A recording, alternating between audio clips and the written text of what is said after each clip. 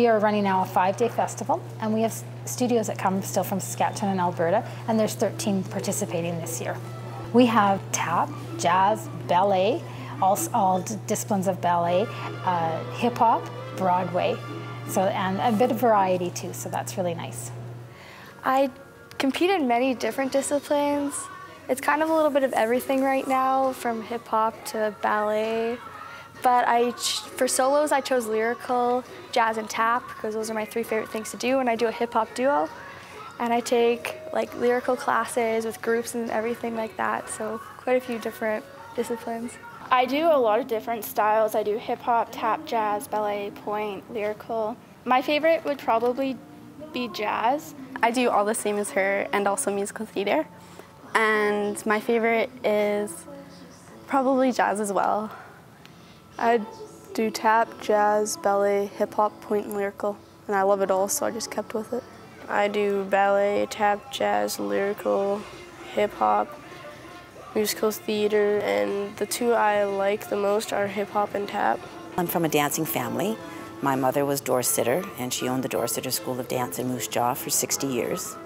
She was one of the first members of this organization, the founding members of this competition, when it was part of the Moose Jaw Band Festival as well. So this is the 52nd year of the festival, and I have participated in 51. I did a solo when I was 5 in nursery rhyme here, and haven't missed a year since. I'm from Toronto, Ontario. I started dance when I was 4 years old, so about 22, almost 23 years ago. I watched Singing in the Rain when I was about 3 years old. I fell in love with dance and have been dancing ever since, and now I teach and kind of do a bit of everything. I started back in gymnastics. I was a competitive gymnast when I was younger, till about, I would say, grade 8 or grade 9. With that, I took ballet, which most competitive gymnasts do. Slowly just started transitioning into dance because I developed a love for it. And from there, have just been dancing ever since. We invite adjudicators really based on the disciplines of dance. We break them down into tap, jazz, and ballet, and the jazz adjudicator also does lyrical and contemporary, and our tap adjudicator does Broadway and hip-hop as well. We pick them based on their skills that they have and their expertise, so that when we bring these adjudicators in, they give the children, the competitors, really specific critiquings on their discipline. My job as an adjudicator is pretty simple.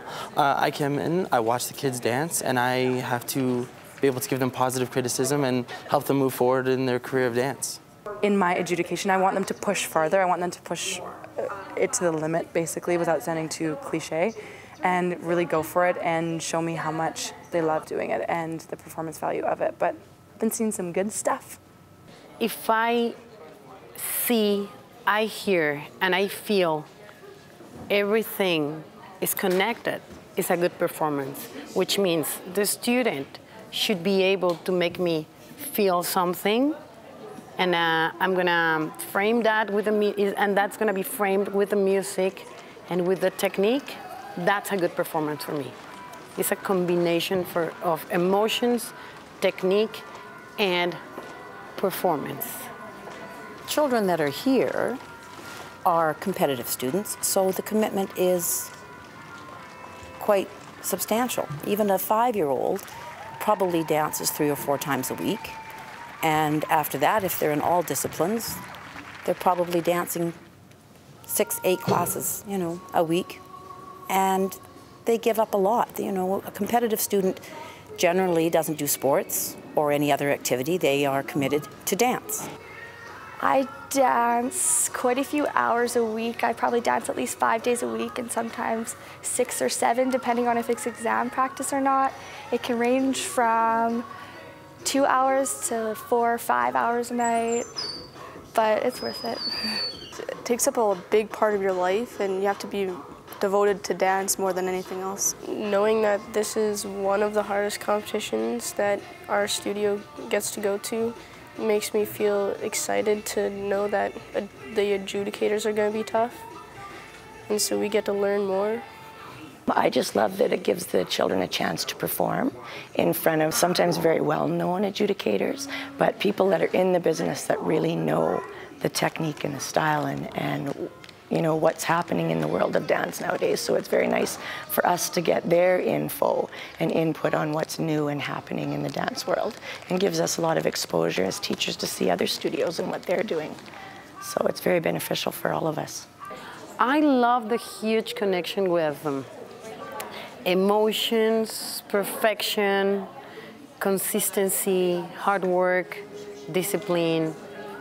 It's a combination between values and learning and talent, but not the talent we just born with and we know we had. I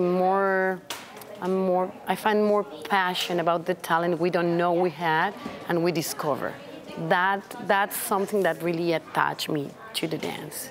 Personally, what I love is I love inspiring kids to dance. So I love coming out and I see kids that come out and you can just tell that they love to dance. And then when you have kids that come out and they're scared, I want to be able to let them know that there is more than just a competition when they're done, that there is a life and a career involved in dance, and it's not just a hobby. And when they finally realize that and experience it, it's amazing to see. I like dance because you can do it for yourself, but you can do it like with others as well. And when you come on stage, you just feel so good about yourself and you forget about everything and you just dance. And then when you go off stage, you can't breathe, but you feel good about yourself.